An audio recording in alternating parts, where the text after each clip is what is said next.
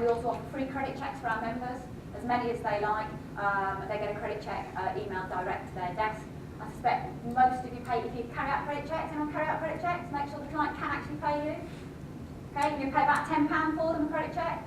We can provide them absolutely free, as many as you like. And I know we've got a couple of Scots in the audience today. We are running a seminar up in Scotland, and I'm happy to offer you our members rate for that, which will be £50 for a half-day seminar on what adjudication is. Because if you're not being paid in terms of, in the terms within your contract, what are you doing about it? And if at the end of the road you come to adjudication, and if you've got your case prepared, it's a no-brainer. The contract says 30 days, you've done the work and can prove it, they haven't paid you. They haven't got a case to answer, and you should be using adjudication. We also provide free adjudicator nominations. So, our big message at this moment in time is we are in difficult times. If you want to stay in business, stand firm. Stick to your business principles, and if you all stick to your business principles, and you're all asking for 30 days, and you collectively as a PCA are saying, we don't like retentions. Piling contractors don't have retentions, because they all say we're not accepting them anymore, and the main contractors huffed and puffed. No piling contractor will offer them a retention. They can't have one, they accept it, and moved on. You collectively look to say, we don't like retentions either, and you can't have an agreement anymore. Competition Act, but certainly we've got members who are starting no longer to accept retentions. And we've had one contractor asking for 10% retrospective credit notes on work that you've already carried out and being paid for. So you pay them back 10% on future work.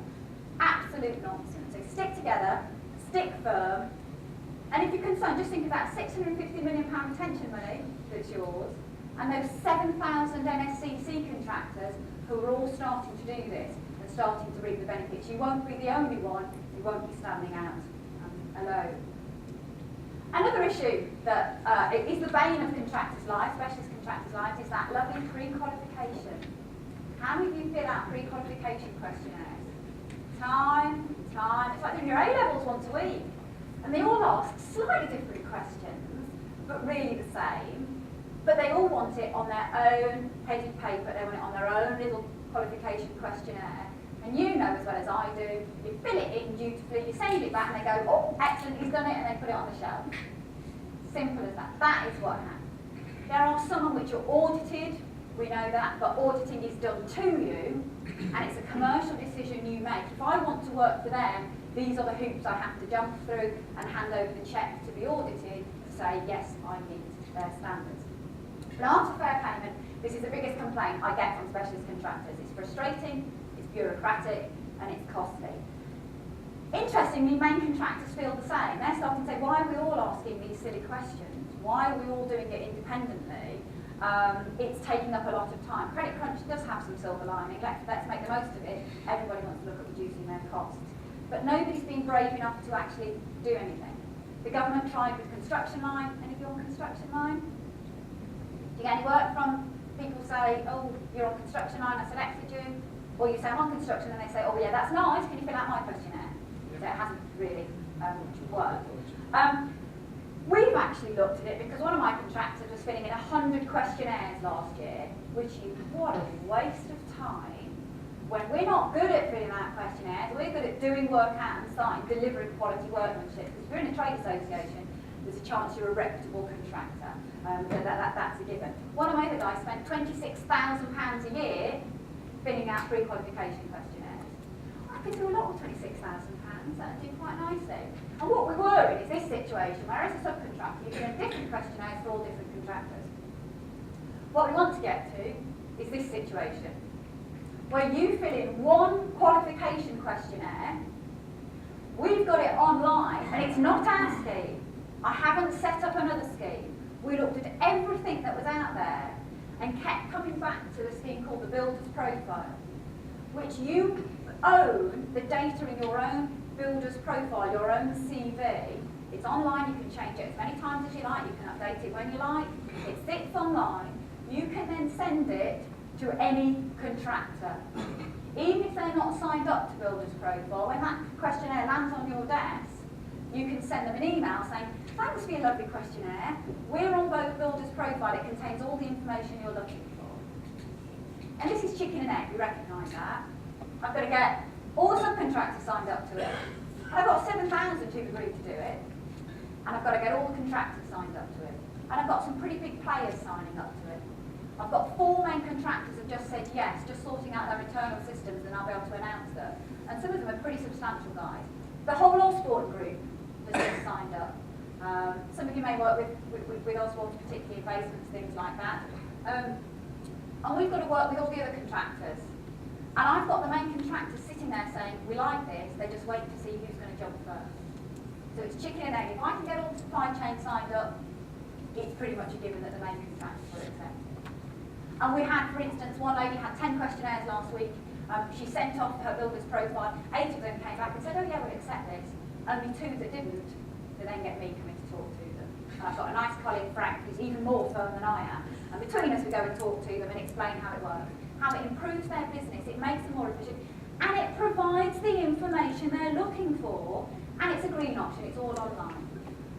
And anybody, any main contractor can go in, you can make your record visible to them or not. You may not want everybody looking at your business information. So you can hide it, but any contractor says, if you want to work for us, send us your pre-qual information, you just tick the box that sends it to them. Done, dusted. That's a 5-minute job rather than a 2-day job, filling in a questionnaire and gathering the information that they want. Our members, we get it's £199 for a year, and if they sign on now, they'll get the service up to the end of August.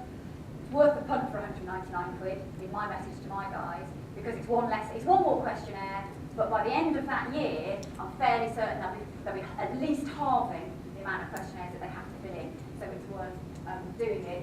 It also has nice little gimmicks. You can put your insurance certificate deadlines in there, so it'll remind you when all your insurance is due up.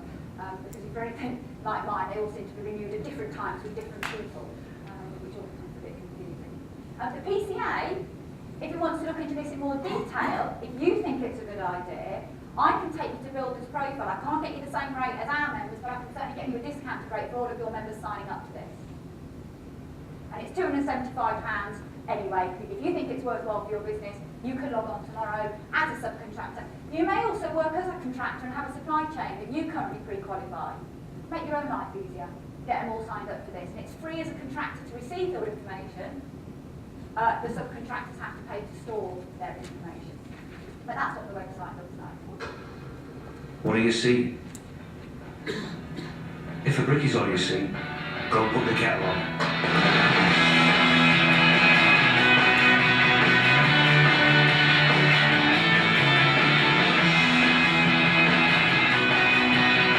If you see more than a brick, then we see more in you.